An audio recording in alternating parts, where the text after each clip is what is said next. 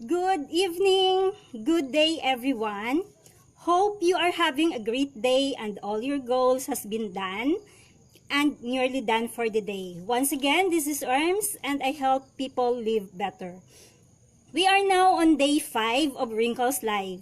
Thank you for being here. Be with me in live or in replays. Today we would talk about mastering the mundane. This is the chapter 4 in the Slight Edge book, Turning into Disciplines into Massive Success and Happiness. On mastering the mundane, one day when Jeff also was in the airport and nag-aantay siya ng flight niya, he go around the airport and look for a shoeshine stand. So, nung makita yung shoe stand may yung, hi Tito Dodong, good evening.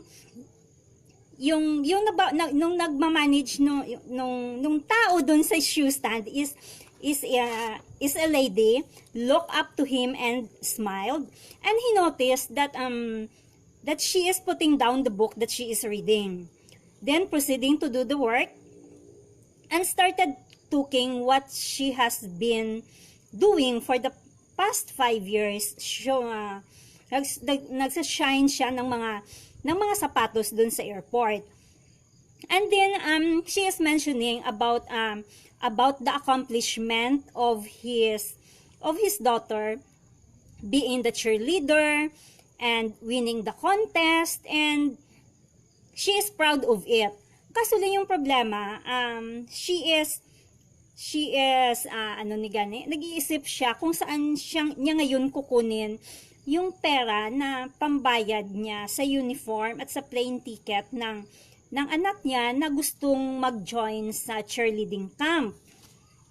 Since yung source of income niya is doon lang sa pagsushine ng mga sapatos sa airport. So Jeff also think, what if she is reading a good book backward 5 years earlier, like Think and Grow Rich by Napoleon Hill or 7 Habits of Effective People by Steven Covey, instead of taking breaks from time to time reading a romance novel book. Hi Gloan, good evening. Nice of you to be here. And does his life would change? Maybe if she replaces the book that she is reading 5 years earlier, would her life be shining shoes and waiting for tips, or she would be managing a franchise of the chain of her own shine stands? So, because she wanted to give more for her daughter, but it pained her to know that she could not able to do it. Of course, we are not passing judgment to the people working in the streets who works day in and day out.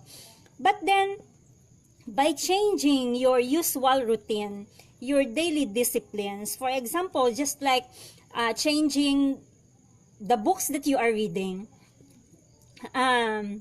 maybe as simple as that could change your life. It is just a minor thing. Parang wala siyang parang wala namang mangyayari kung gagawin mo yon. But then, could it change someone's life over time and take it into a different level? Mababago ba yung buhay natin pag ganun? Kung sa yun yung habit mo is magbabasa ng romance novel every day, you would finish a chapter or one good book, why not change it into a different book, a personality development book, wherein you could slowly think positive things that would happen or would push you to do something better for yourself. So, because Jeff Olson is living with this, he is the classic example that reading a good book would bring you massive success one day. So, why do the 5% was successful and the 9% is not? So, ano ba yung difference? Ano ba yung difference noon between the two?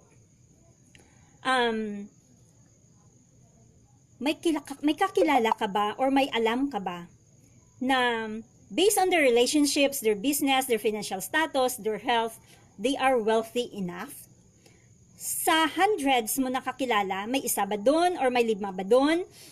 Yung successful people as in who lives clearly, yung buhay nila is sinasabuhay nila kung ano man yung success na yon. Yung someone who makes you feel better about yourself just being in their presence. I guess you could count on your fingers, di ba? So, why is the 5% get it and the 95% did not? So, yung difference lang daw is the slight edge, our habits every day. Yes, we all want to be successful, but most of us don't willing to do the work day in and day out. Some failed it, and some medyo malapit lang, and then give up. So I remember one story in the 14-day challenge that I've been participating in. There is one who participated during the 14 days. She undergoes surgery, spinal surgery. But then, because he is committed for the 14th day of going live, the operation does not hinder him to do it. And even though he is in the hospital, he continues to do it, the 14-day challenge. And there is also one teenager who has a compelling desire to be a performer. Ang problema lang, wala siyang katalent-talent. Hindi siya marunong kumanta, hindi siya marunong sumayaw, hindi din siya marunong mag-act, hindi siya mag-perform. So, wala talaga siyang talent. But he is thankful looking back on these days na ganun siya. Because perseverance for him is a great substitute for talent. Bakit? Despite of his lack in talent and special skills for performing, he set himself to do it. Hour after hour, day after day, he studied magic tricks, taught himself in a banjo, tried out lines on anyone who would listen to him, or would turn his quirky sense into humor a bit. He did that for years. And 15 years later, Steve Martin was the single biggest audience draw in the history of stand-up comedy. A teenager with no skills, but he had the slight edge working for him. So, hindi niya inantay yung swerte na darating sa kanya. Yung ginawa niya is he worked for it day in and day out. So, the $1 million question here probably would be, paano mo yun gagawin? How do you develop your skills? Actually, hindi naman siya ganun ka-complicated, di ba? Or hindi naman siya ganun kahirap gawin. Dahil yung ginawa lang naman ni Steve is, pinag-aralan niya day in and day out, and he did not give up until na-reach niya yung gusto niya. So, it's just practicing every day, daily, boring, simple things, and mundane to do. Easy to do, but easy also not to do it. So, in the financial world, let's say, Most of us would say, whatever I have, I spend. Kasi kinita ko naman yun, so karapatan ko yung spend. Or whatever I have, I spend that plus a little more. Ano ba yung little more?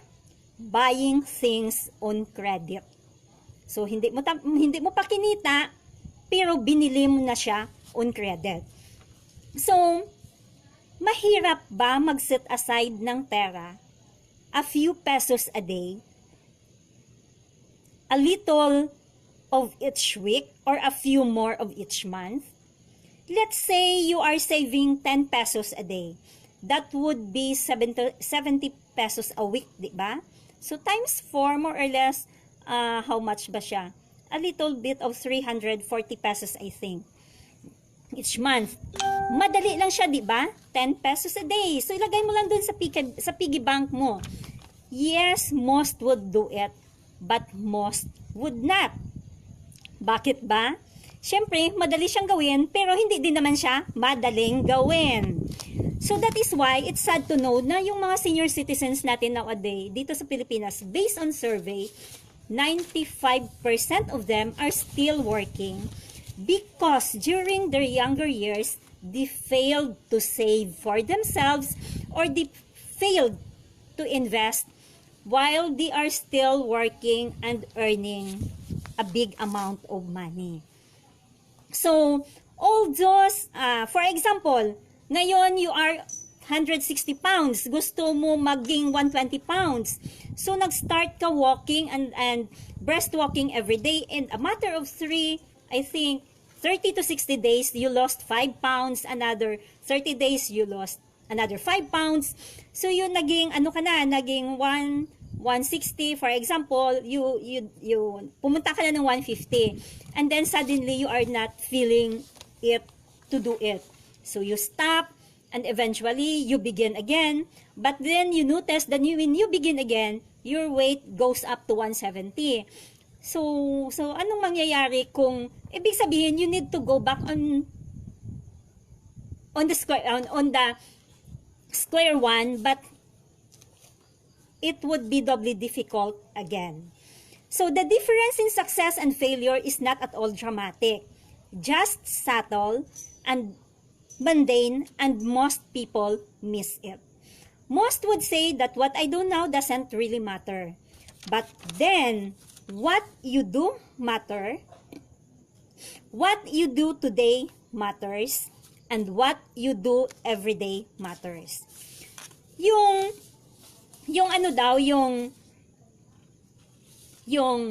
slight edge is, yung pinakamagandang pinakamagandang result is yung kay Jeff Olson, nung nag-business. Hi Eva, good evening, thank you for being here. So, the slight edge habits are so easy to do that will lead you to massive success. Pero bakit hindi ginagawa ng lahat? Ano ba yung $1 million question doon? May few answers doon. Reason 1, they're easy to do. As Jemron said, the simple things that lead us to success are all easy to do, but they are also just easy not to do. So, easy to save a few bucks a day, also easy not to do. Easy to do a 15 cardio every day, walk a mile or 2, that would be easy peasy, but then it would also easy not to do. Easy to say, I love you every day, but then also easy to forget it or not to say it. Easy to eat healthy foods for your healthy habits, but also easy to give in to your craving to do the opposite. So there is choices that we face every day.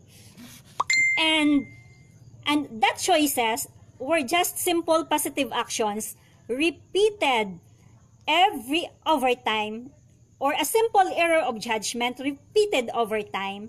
So easy to do, so easy not to do. Second, results are not invisible. Why? Because you could not see it right away, the result. Remember on the previous day that what I'd been talking here, dun sa doomed frog who quit paddling in the cream because he doesn't see the result, and for him it doesn't have any effect. at least not one that he could see. But eventually it becomes a butter, and the other frog nakaalis dun sa tail. A penny doubled 2 cents, big deal? Parang hindi naman, di ba?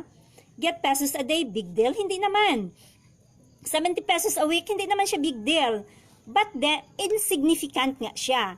But, of course, just like the story of Jeff Mams Olson, because of that, he became a millionaire for the past 35 years that she is setting aside a small portion of his income on savings and investment.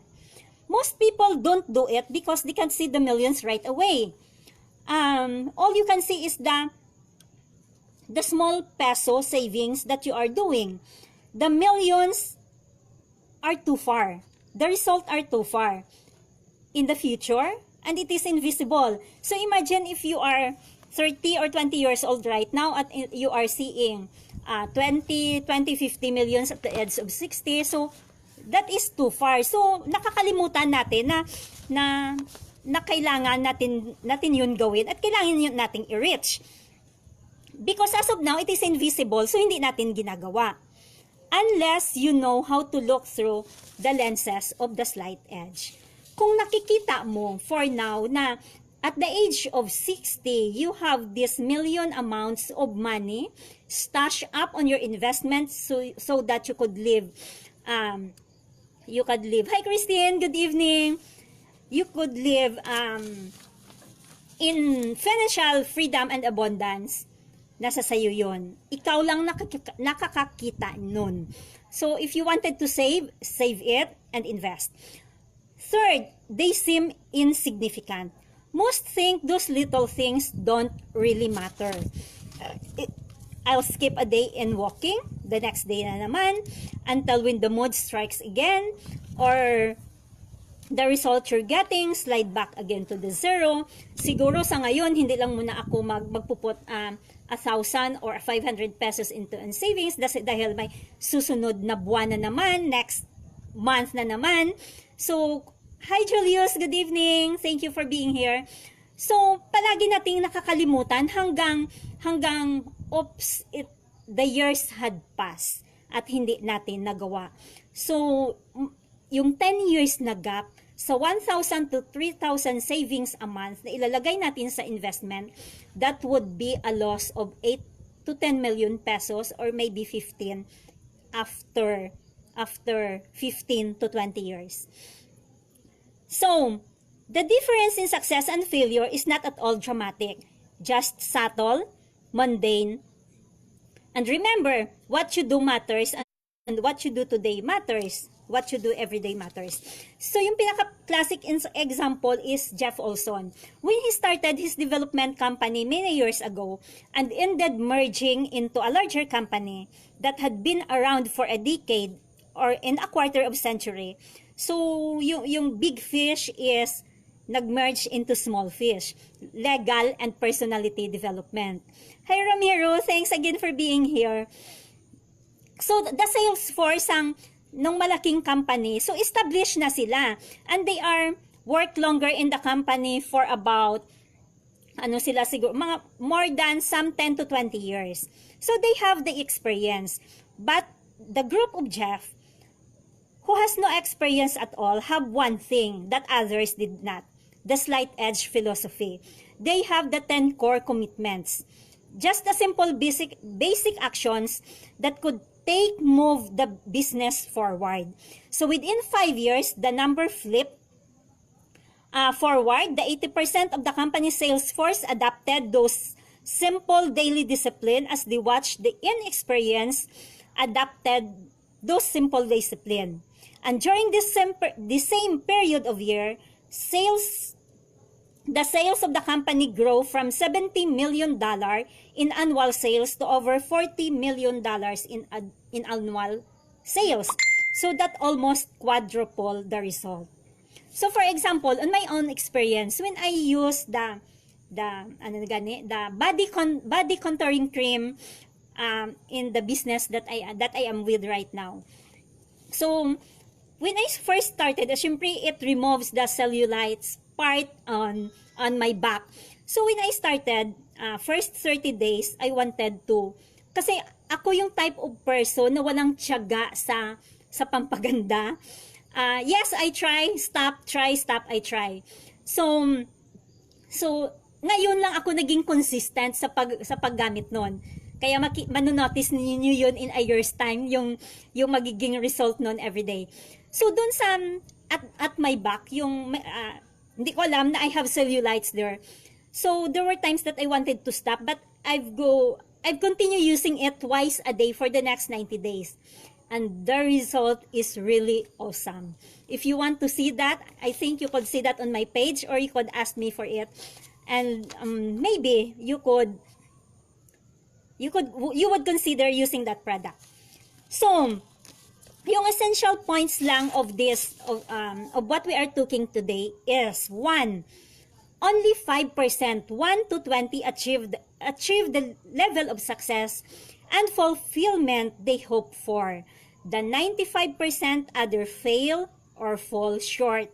The only difference is the slight edge. Remember the roller coaster diagram that I sent between the failure, survival, and the success line? So, doon tayo kung minsan pabalik-balik dahil, yeah, we go 1 step forward, 5 step forward, 1 step backward, or we would do 1 step forward and 5 step backward.